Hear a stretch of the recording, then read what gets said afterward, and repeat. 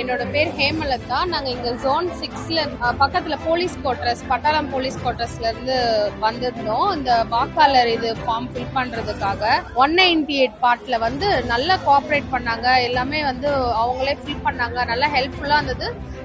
சாட்டிஸ்ஃபைடா இருந்தது. நல்லா பண்ணியிருந்தாங்க. வந்தோம் ஒரு 10 மினிட்ஸ்லயே ஒர்க் முடிஞ்சிருச்சு. 212 டேரன்ஸ் ரோட்ல இருந்து பேசுறேங்க. பொதுமக்களுக்கு நல்லா ஒத்துழைப்பு தராங்க. கவர்மெண்ட் ஸ்டாஃப் எதனா சந்தேகம் தான் சொல்றாங்க.